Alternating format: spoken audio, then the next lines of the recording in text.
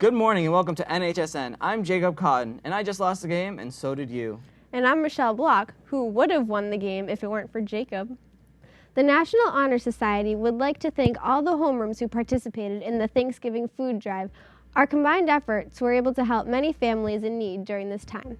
Please continue to bring in canned food through the month of December to help out those families that may not be as fortunate this holiday season. Each Friday, representatives from the National Honor Society will come around to homerooms to collect the food.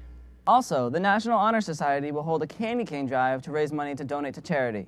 So make sure you buy a candy cane during lunch to send to a friend or that special someone, and you'll be helping someone in need. Hey Jacob, you know what movie I've been hearing a lot about? No, what movie? Twilight. It's an action-packed, modern-day love story between a teenage girl and a vampire. Its soundtrack recently debuted at #1 on the Billboard 200 albums chart, and it sold 170,000 copies in its first week. The movie's doing pretty well too, I hear. A girl going out with a vampire? That bites. Have you noticed the constant problems with the water fountains around the school? Noah's thirst for all the answers comes up in this week's special interest in Did You Know? These days, students have been getting thirsty and thirstier. But some of them have experienced this when they're attempting to get water from our school's drinking wells.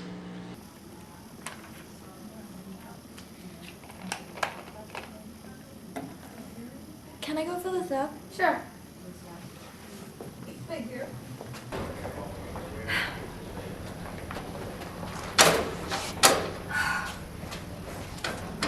What?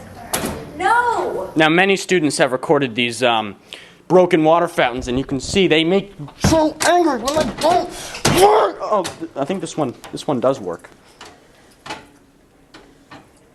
Okay. Well, if it isn't Ted Van Sickle, one of our news correspondents. Ted, how do you like the water fountains here? Hey, how are you, Noah?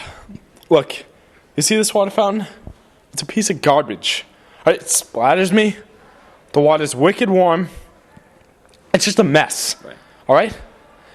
Now, having said that, Right. I like what they've done with these water fountains, all right? Mm-hmm. They're real good. Some good work, high quality H2O. I'm a fan of it, all right? So, what exactly are you saying? I hate it when people spit out their gum in the water fountain. It's like the most disgusting, despicable, obnoxious thing you could possibly do to anything or anyone. You shouldn't put your gum in the water fountains. When I can't drink from the water fountain, I start to get dehydrated. Commonly, I feel dizzy. I failed my math test yesterday because I was so dizzy I passed out in the midst of geometry and angle side angle and proofs and everything. It was so stressful. What the? They're broken. And now to Eric for the sports wrap-up. Welcome back to sports. Today we're going to have a fall sports wrap-up show. We will take a look at each team and see how they did. First, for you swimming fans, the girls' swimming team finished 7-3 on the season and tied for second place in the Carry Division with Brookline. Now to field hockey. The field hockey team was able to make the tournament with a 6-4-4 record, but they lost their first game to Weymouth on the home turf. The girls' soccer team finished 8-4-3 and entered in their tournament. They beat King Philip in their first game 4-0 at home, but lost in their second game to Bishop Fian 1-0 in overtime. Now to golf. The boys' golf team finished 13-3 in the regular season.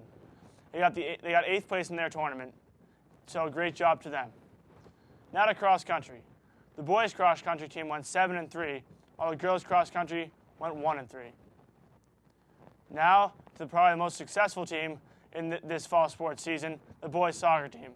They finished 11-6-1, which ended them in the spot in the tournament.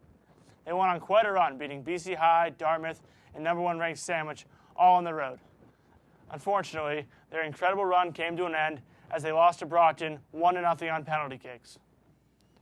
Now to the football team. They started out 4-0, but lost 5 out of their last 6 games, including a crucial loss to Framingham at home. On Thanksgiving Day, Wellesley came in, and the Rockets really looked to redeem that loss against Framingham. First half here, Jean Baptiste takes it to the outside and goes 64 yards for the touchdown. The Rockets take a 7-0 lead, and Jean had 230 yards and 2 touchdowns on the day. Now, second half, Eric Pacino rolls out and finds Brady down for the touchdown. Brady's third touchdown of the season, and the Rockets win 26-7. And back to you guys. Thanks, Eric. Please send your pictures, videos, and stories to needhamnews@yahoo.com. And you should see them in the following episode. Thanks for watching, and see you next week.